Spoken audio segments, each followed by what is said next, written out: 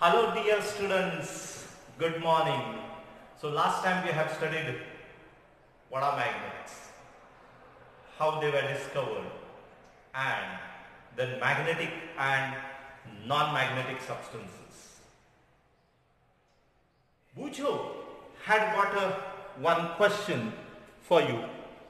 A tailor was stitching buttons of the shirt, and while stitching the buttons, his needle fall down. So how can you help him in finding the needle which fall down on the floor? So what can you do? Guess. Yes, you can take a magnet, because needle is a magnetic substance. It is made from magnetic material. Okay, and so we can just take a magnet and move over the floor.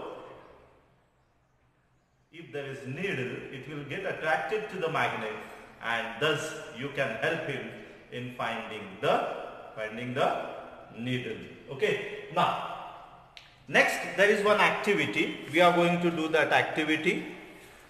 You are supposed to take a magnet, and we are supposed to rub that magnet in the sample of soil or the sand and see what happens.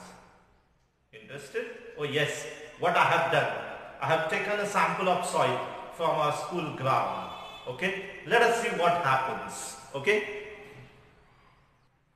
now see dear students, this is the sample of soil from the ground, okay, from our playground. So what I am doing, I have got this magnet. Okay, now I am just rubbing this in this soil. Oh my God, what do you see? Some particles of the soil or the sand. This is soil actually, okay?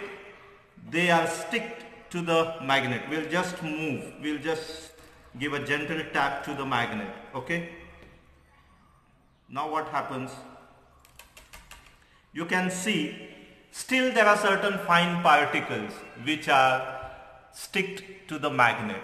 Now these are the particles of the soil which contain certain iron fillings in them, or iron particles in them, and hence they are getting attracted towards the magnet. Now same activity you can do at your home. You can collect all the places you visit.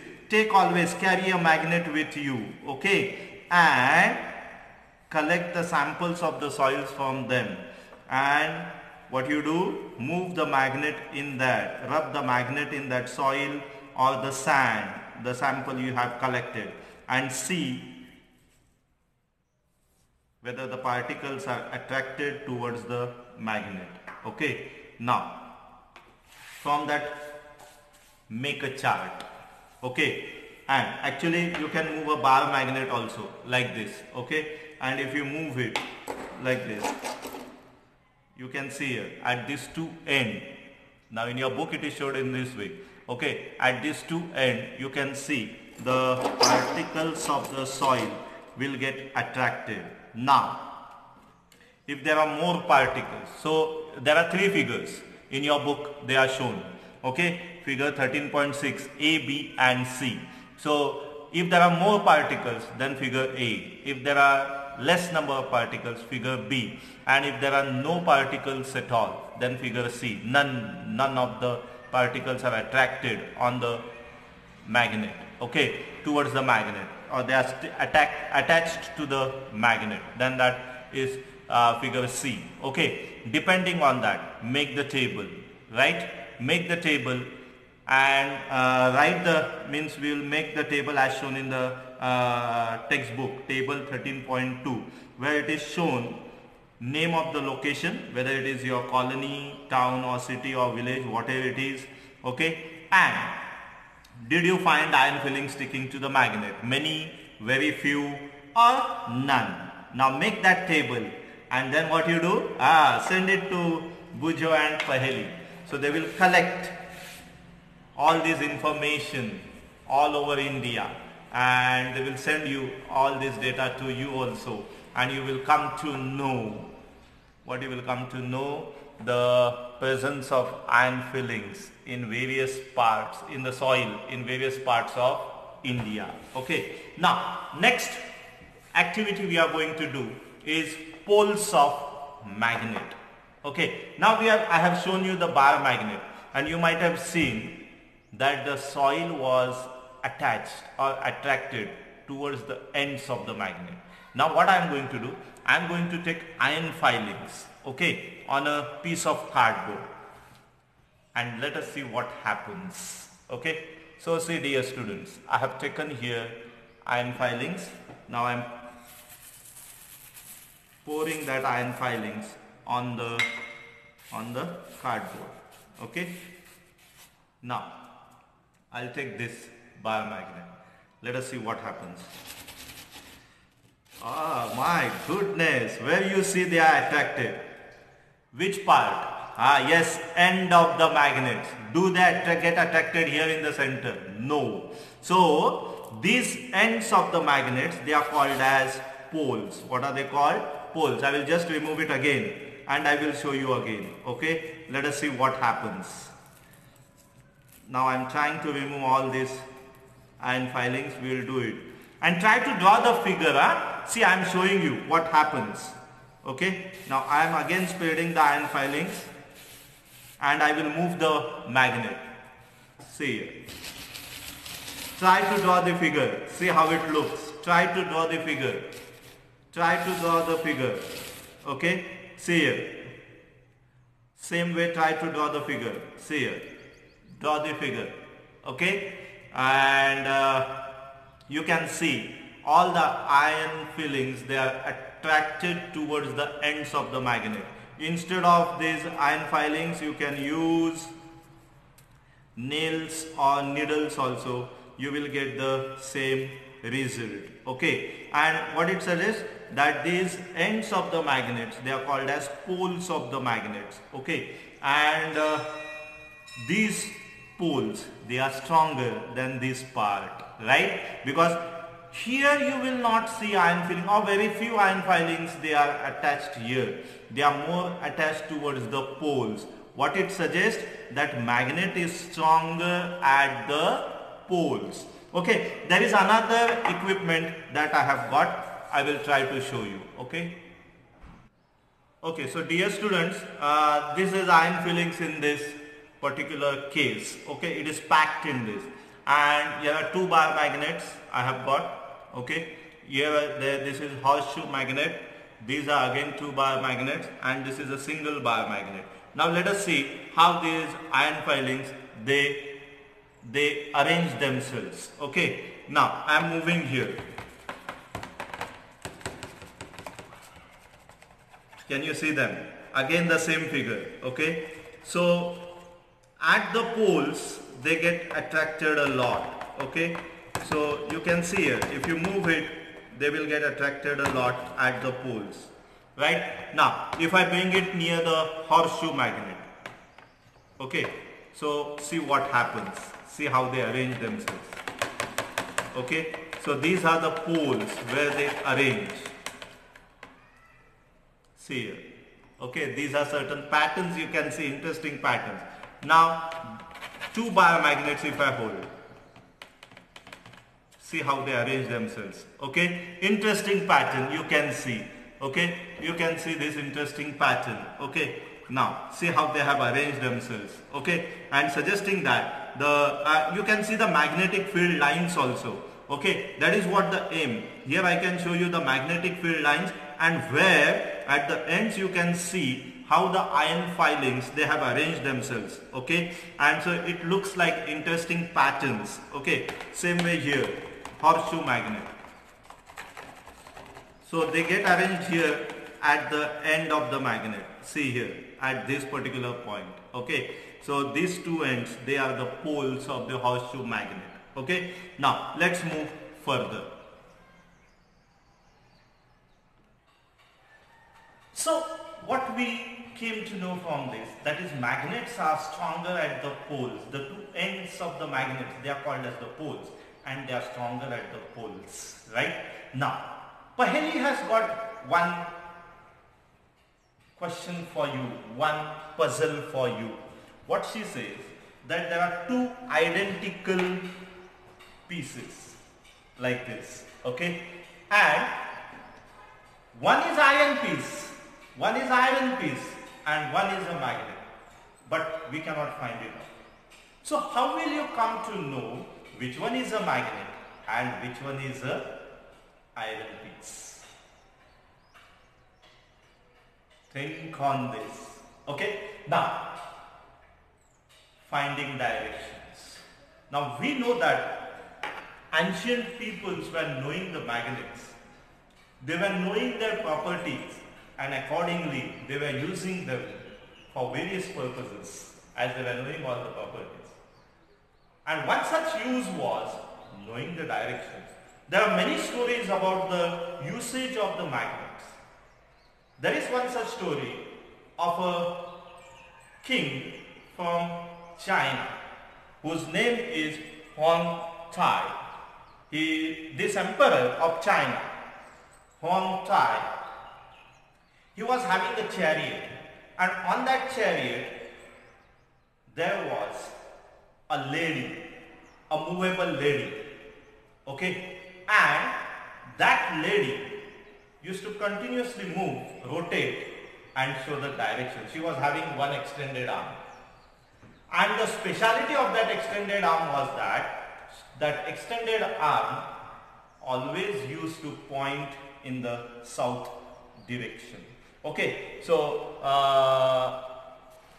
statue lady, okay, this figure, okay, so you can see that, okay, and that extended arm was always pointing towards the south, and using that, wherever emperor used to go in the new locations, he was able to find out the directions because of that statue of the lady. Okay, now can we do that? Yes, we can. Can we find the directions? Yes, we can, using the magnets. For that, what we are going to do? Take a bar magnet, tie a thread to it, and suspend it freely from a stand. Rotate it and see where it rests. Okay. Now, before doing this, what you do? Find out first your east. We know that sun rises in the east. Now, for me, sun rises here, this side. So this is my east. I will be facing towards this. So towards my left will be north. Okay, in this way. Right? So towards my left is the north direction. So let us see that in our activity where our magnet rests. Okay? Okay. So finding the directions using a magnet. So what you are supposed to do? Tie a thread to a bar magnet and suspend it, okay, to a stand, as I have done here. You can see here, this is the stand. I have suspended it. You can take a wooden stand. Now I have got a metallic stand, but I have kept a sufficient distance so that this magnet does not get attracted towards the stand. Okay, so then what you do? Just rotate it. Let us see what happens.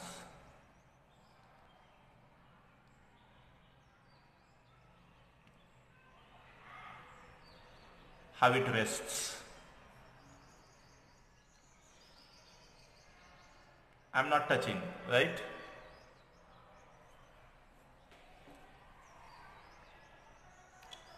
Now you can see it is coming to rest.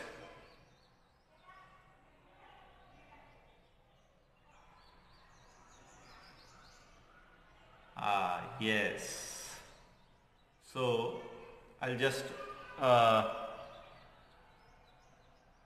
try to stop it. I'll stop its movement. Now you can see it is pointing in this way. So north-south direction. As I have said, this is towards this side, it is left, east. So this is my left. So this is north, approximate, okay. And towards this side, towards my back, there is south. So magnet always points in north-south direction, okay. And how to know that? You can use the compass, okay. you can use the compass. I have got here compass, you know, magnetic compass. Okay, now magnetic compass always will point in that particular direction. Okay, you can see here. So it shows me the north and south direction. Same way, you can see the more directions.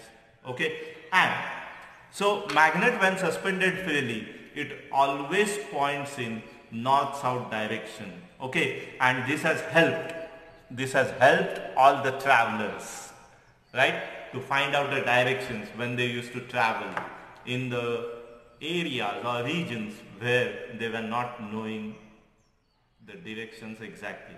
So at that time they used to carry the natural magnets tied to a thread along with them, and they used to suspend it, and from that they used to come to know the north-south direction, and accordingly they used to travel based on that directions. Okay, so that is the use of magnet.